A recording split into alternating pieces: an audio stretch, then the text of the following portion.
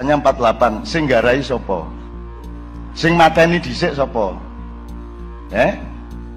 yang bunuh dulu itu siapa? 65 yang bunuh duluan siapa? Sebab saya hidup di masa itu dan saya membawa pedang tiap malam karena ayah saya juga mau dibunuh dan saya apalagi, kan saya Imam Harun Najib. Apakah selama ini turunan PKI dibunuhin?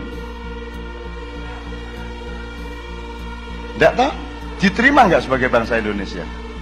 Diterima, bisa kerja, bahkan bisa menjadi staf presiden loh. Saya terkejut pada saat asisten intelijen saya, Mayor Jenderal Beni, sekarang masih menjabat sebagai Asintel, cerita kepada saya, Panglima, saya kaget, anak saya semester 2 di UI, bertanya kepada saya, Aidi itu siapa Pak? Kaget, itu siapa? Saya juga kaget Pak, dia nggak tahu katanya. Setelah itu saya telusuri sejak tahun 2002, finalnya 2004, itu pelajaran tentang sejarah G30 PKI tidak diajarkan lagi di sekolah.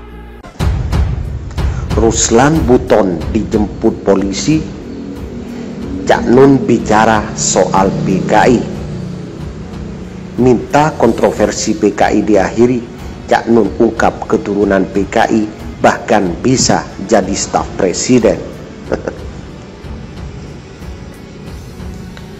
Terkait kontroversi Partai Komunis Indonesia, MH Ainun Najib atau Cak Nun ikut memberikan penjelasannya.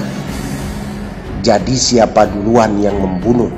Katanya dalam sebuah tanya jawab yang beredar luas di media sosial. Dia menyorot kasus 1948 dan 1965. Dia minta semua mempelajari sejarah bangsa ini. Cak Nun mengatakan bahwa pada zaman PKI dulu dia sudah ada dan dia mengingat bahwa ayahnya pernah diancam mau dibunuh oleh PKI. Dia mengatakan bahwa ayahnya pernah diancam untuk dibunuh oleh PKI. Jadi kalau dua kampung berseteru, satu dibunuh, yang lain ikut membunuh karena kalau tidak saya membunuh, saya ingin dan akan dibunuh katanya. Dia menyatakan dikala terjadi banyak penculikan dan pembunuhan oleh PKI, dia memang tiap hari membawa pedang karena bapaknya akan diculik dan dihabisi PKI. Demikian juga yang akan terjadi pada Cak Nun. Namaku dulu masih Muhammad, tapi supaya tidak Islam nemen terlalu, tak aku ganti jadi MH katanya. Yang menarik dalam tanya jawab ini, Cak Nun membuka tentang fakta bahwa keturunan PKI ada di mana-mana dan tidak ditolak bekerja, bahkan ada yang diterima dalam kedudukan terhormat sebagai staf presiden. Pertanyaannya, apakah keturunan PKI itu dibunuh? Ndak toh, diterima tidak sebagai bangsa Indonesia. Diterima, bisa kerja, bahkan keturunannya jadi staf presiden tingkat tinggi katanya, tanpa merinci siapa staf tersebut. Apa yang disampaikan MH tersebut akan mengingkatkan tudingan yang sempat dilontarkan oleh Alfian Tanjung. Terus kata MH, kalau PKI menuntut karena menjadi korban, terus apakah umat Islam yang jadi korban keganasan PKI menuntut juga? Kalau diteruskan tidak akan selesai katanya. Kalau soal dibunuh, MH mengakui dirinya sudah berkali-kali mau dibunuh. Sayangnya yang membunuh tidak berhasil. Katanya meski mengakui pembunuhan itu memang hampir menghilangkan nyawanya karena dibuat sakit, tapi tetap gagal. MH menyatakan tahu siapa yang akan membunuh dia dengan berbagai cara itu. Dengan adanya ceramah dari Cak Nun, terbuka wawasan kita bahwa kejahatan PKI di masa lalu memang benar-benar terjadi. Bahkan Cak Nun mengatakan bahwa dirinya dan ayahnya sempat menjadi ancaman untuk dibunuh oleh Partai Komunis Indonesia atau PKI.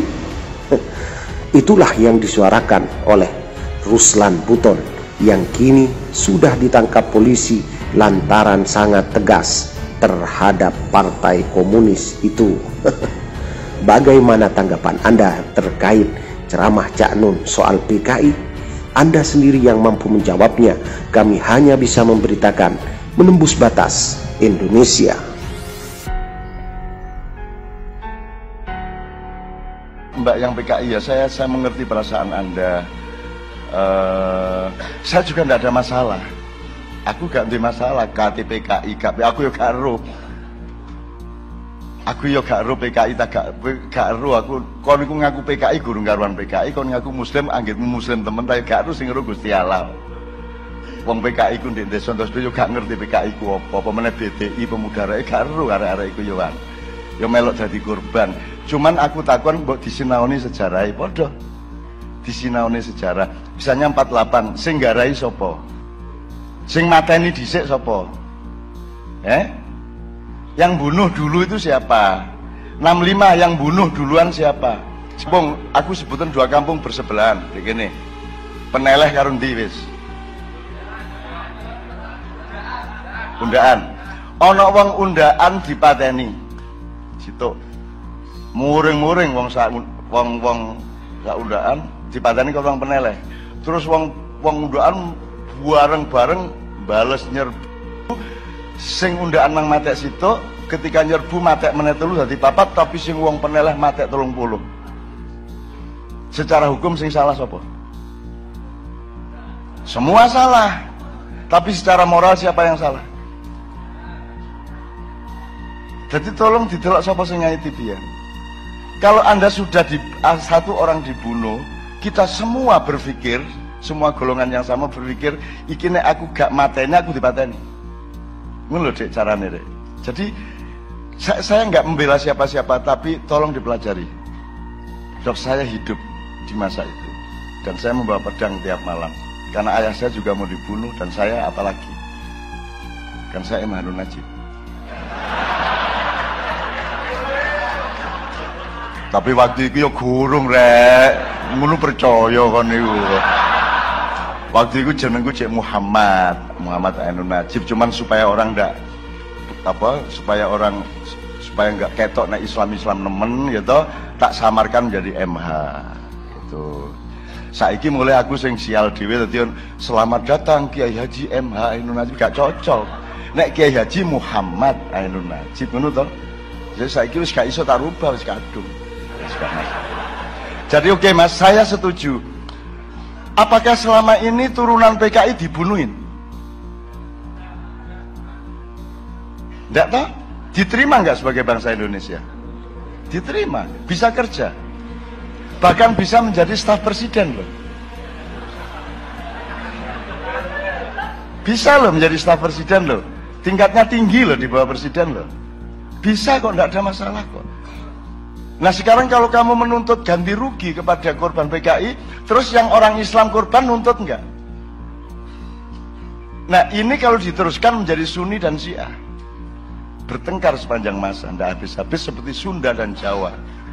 Wong Sunda cek muring-muring sampai saiki dulur-dulur iku. Gak ono jalan Gajah Mada di Bandung, gak ono jalan Mojopahit di Tasikmalaya, gak ono. Padahal wis tak kandhani ket biyen. Saya sudah ke Tasikmalaya, sudah ke Bandung, saya kumpulin teman-teman dulu waktu Gajah Mada itu. Nyegat pasukan Siliwangi, gak SMS aku sik.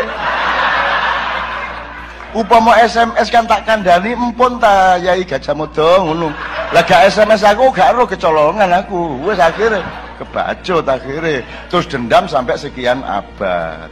Nah, aku menyarankan cara wong desa wis lah rek, nek diterus-terusno wis kaya Ambon iku nek diterusno ya gak entek-entek.